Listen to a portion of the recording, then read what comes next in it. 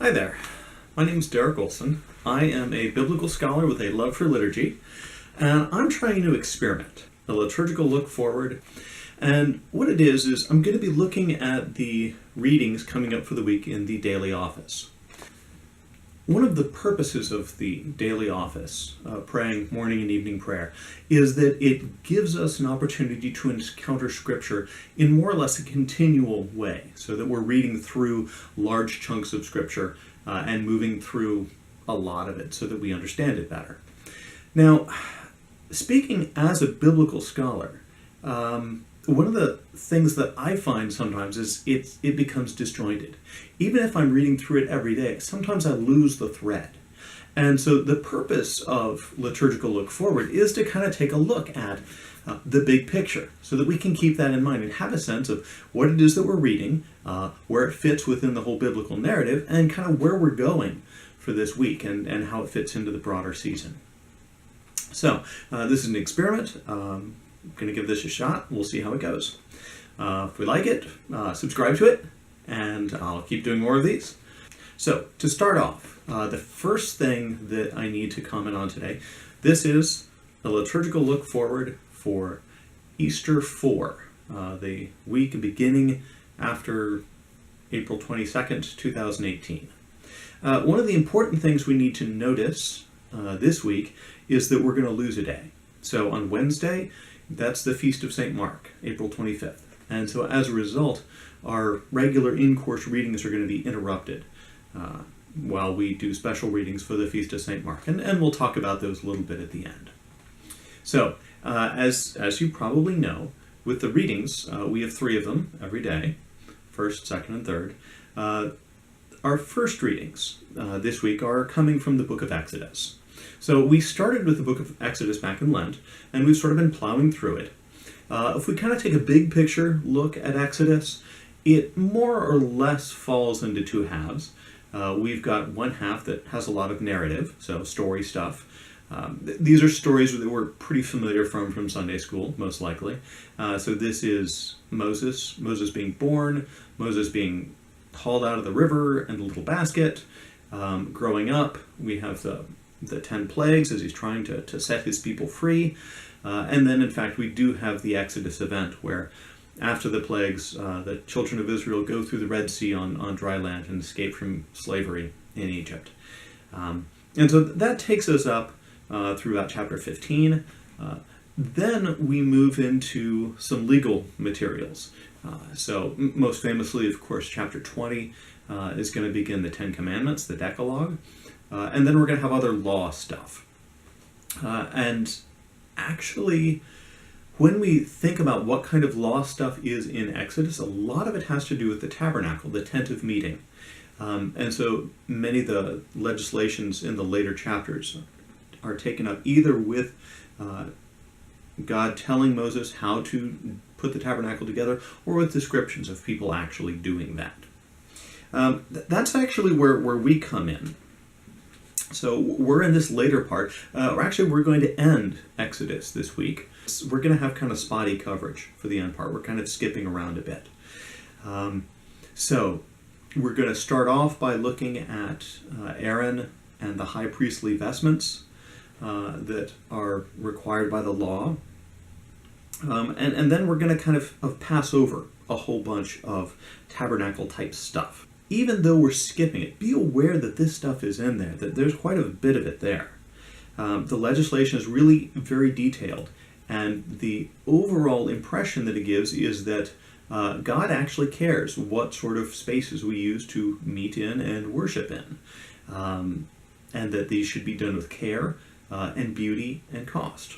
We're going to look at the priestly vestments, and then we're going to move into the story of the golden calf. So we're going to get that on Tuesday and Wednesday.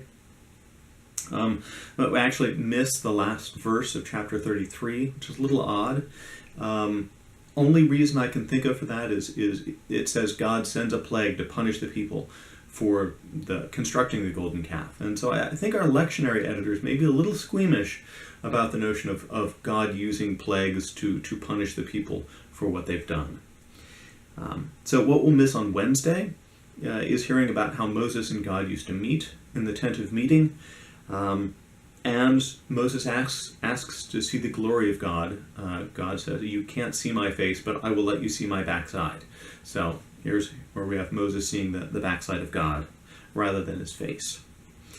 Then we get to Moses receiving the 2 tablets of the law, or, as the scripture says, tablets of testimony. Now, normally we think of the 2 stone tablets as containing the 10 commandments.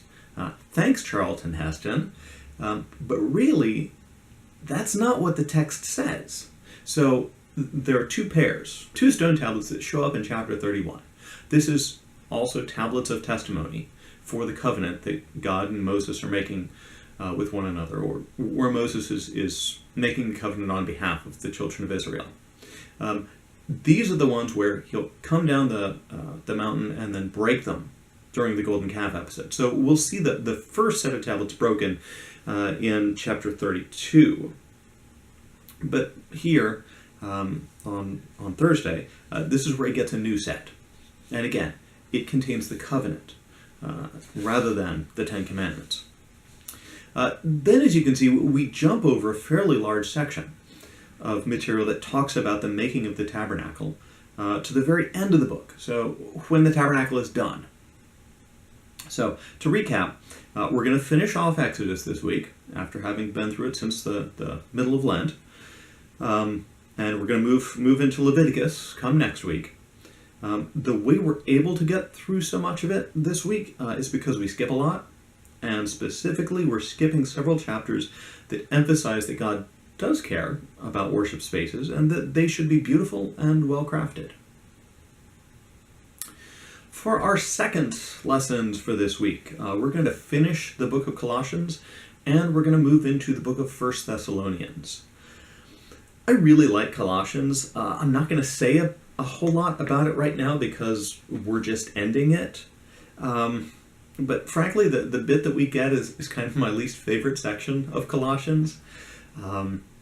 Colossians has a lot of really great stuff about Christ in it. And we don't get any of that here. This is what we call the household codes. So basically, this is Paul giving instructions on how a Christian household should be set up and should function. To me, the household codes that we get here at the end of Colossians seem to be really tied into their particular place and time, particularly with the way that women are being treated, the fact that we have slaves, the way that slaves are to be treated. Overall, sort of the main message we get out of it is that there should be more mutuality in Christian than in other kinds. But the language is still may feel a little clunky in spots. Once we finish up with Colossians, we're going to move into 1 Thessalonians.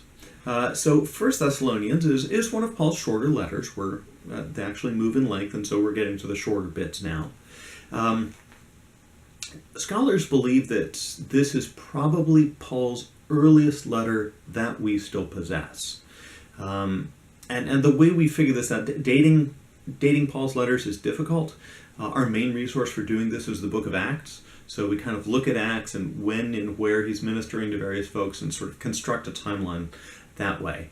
Paul gets to Thessalonica and the Thessalonians in chapter 17 of Acts. So in comparison with the other places he goes, Corinth, Galatia, those sorts of areas, it looks like Thessalonians is probably one of our earliest letters. It starts off with an initial one-verse opening, then it moves into a thanksgiving. That's a very typical pattern for Paul's letters, is he'll start with a thanksgiving that then contains other themes that he's going to address further on in the letter. Then he talks about his own ministry to the Thessalonians, introduces Timothy as someone who he's using as a go-between. And in fact, that's the reason why the letter of 1 Thessalonians was written, because of concerns that Paul has based on things that he's heard from Timothy, when Timothy has reported back to him. Then Paul talks a bit about Christian living before moving on to address kind of a question about the return of Christ. There seems to be some confusion about whether the dead are going to participate in sort of the final consummation of all things. And Paul says, yes, indeed, that is going to be the case. The way that he lays that out, though, is a little bit confusing. And this is the passage that's going to give rise to the notion of the rapture. And I put that in scare quotes, the rapture, because the way that you may have heard of it is, by and large, a 19th century American Protestant conception. The idea that at the end times there's going to be a rapture and all the good Bible-believing folks are going to be taken up and then sort of all the stuff in Revelation is going to happen. This is a timeline that was constructed in the 19th century. And it is really, as far as sort of the history of Scripture interpretation goes, it's kind of a novelty. It's new. It doesn't really have a whole lot of weight of church teaching behind it. It's certainly not something that we teach in the Episcopal Church. So just kind of keep an eye out for that as we go through 1 Thessalonians. And then we round off with a conclusion. So Paul's going to give a final exhortation, some more advice, and then kind of close out the letter. This week, we're going to be working through from the beginning up to the middle of chapter 4. So we're going to stop just before we get to that rapture section this week. We are, because of the Feast of St. Mark on Wednesday, we're going to lose a section where Paul is talking about his ministry with the Thessalonians. But we're going to be able to get through most of the letter this week. And in fact, next week is when we'll finish it off and then move into 2 Thessalonians. Our third reading for this week comes from the Gospel of Matthew. Now, we just started the Gospel of Matthew. We just picked up on that last week. We kind of skipped the infancy narratives, the whole birth section, and jumped in when John the Baptist kind of introduces Jesus on the main stage. But we've already made it to some of the deep stuff, because this week we begin the Sermon on the Mount. And of course, that's going to be several more chapters. That goes from chapter 5 through chapter 7. So we're at the very beginning of it right now. We're going to kick it off with the Beatitudes. You know, the Sermon on the Mount is one of those things where you either say a little about it or you write a multi-volume commentary on it. I'd rather not do that at this point, so we'll just let it go and say, hey, it's going to be the Sermon on the Mount. The section we're going to lose on Wednesday is the section where Jesus talks about that he has come to fulfill the law, not to replace it. So this is where Matthew in particular is drawing a straight line between the teaching of Torah and the Old Testament and the ministry of Jesus, that these are directly related to one another. However, what we're going to see on the days following that is Jesus rather dramatically, in some cases, reinterpreting Torah or issuing some definite reinterpretations of what the Old Testament passages have meant, or even better ways to live out what God's intentions really are. So we're going to be hearing about murder, about adultery, about divorce, and about retribution. So keep an eye out for those things. All right, so I've mentioned a couple times things that we're not going to see because of the Feast of St. Mark coming on Wednesday. So let's talk a little bit about what we are going to see because of the Feast of St. Mark. Now, if you read the Daily Office, the Daily Office has 2 morning readings and 2 evening readings for the Feast of St. Mark. Now, if you are a user of Forward Day by Day, you're actually not going to see these 4 readings, because what Forward Day by Day does is on Sundays and holy days, it substitutes the Eucharistic readings. So you'll get 3 readings instead of these 4 readings. If you're following along with the Daily Office, though, these are the readings that you're going to find. The first one is from the book of Ecclesiasticus. Now, Ecclesiasticus is one of the apocryphal books. So it's in those books that don't appear in Hebrew, that they were written in Greek in sort of that intertestamental period between, say, the 3rd century BC and the 1st century. And so that these are not received as authoritative by all churches. In the Episcopal Church, we do in fact regard it as scripture. We usually don't use them for establishing doctrine, but they're certainly edifying books to read. The book that we're going to be reading from is called Ecclesiasticus. It has several other names. The long form is The Wisdom of Jesus ben Sirach. And Ecclesiasticus is simply the Latin name, which means kind of the church book. Why we're reading from Ecclesiasticus right now? It's not because this reading is particularly pertinent to the life, times, and writing of St. Mark. Rather, it's because back in, I believe it's starting with the Elizabethan prayer book in 1559. There's a tradition of placing readings from apocryphal writings on the feast days of the apostles and evangelists. So I believe that's the reason why we're reading it. It's a very nice text, though. The main theme of this reading is faithful service to the Lord. So it's certainly applicable, even if it doesn't seem directly pertinent to the person and ministry of Mark. The second morning lesson comes from Acts. It's from the very end of chapter 12 and the very beginning of chapter 13.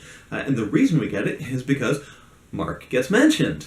So this is Barnabas and Saul, so Paul, who's going by Saul at this point, are just coming back from Jerusalem, and they bring someone with them named John, who is also named Mark. And church tradition has generally believed that this Mark is in fact the evangelist. The first lesson for the evening is from Isaiah 62. This one is a proclamation of salvation, so it starts with the image of the herald on the walls. And this is actually a good one for Mark, because as a sort of a herald of salvation, a herald of the gospel, Mark was the first one.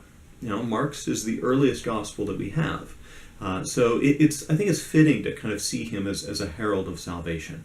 And I think that's probably the reason why we have this reading assigned for his feast. The second evening reading is from 2 Timothy 4. Again, so that this is a letter. It may or may not be from Paul, but certainly this is sort of a last testament coming from Paul. And it starts off with sort of a goodbye message, and then it moves into referring to various people in the Pauline community, as many of his letters do at the end. And one of these folks is, in fact, Mark, which, again, church tradition has identified this as being the Mark of Acts as well as Mark the Evangelist. All right, so that's a quick look at the readings that we're going to be working through in the daily office and for day by day this upcoming week. If you'd like to pray the daily office from the Book of Common Prayer, and you're not entirely sure how to, there's some good sites online where you can pray the office. Two that I particularly recommend are my own St. Bede's Breviary, which can be found at breviary.stbedeproductions.com, and then the Forward Movement prayer site, which is simply prayer.forwardmovement.org. If you'd like to learn more about the daily office generally, I recommend you take a look at my book, Inwardly Digest, the prayer book as a guide to a spiritual life, which talks about Episcopal prayer, the daily office, liturgical spirituality generally. Finally, if you've enjoyed this, leave me a comment and hit the subscribe button, and we'll see you next week. Thanks.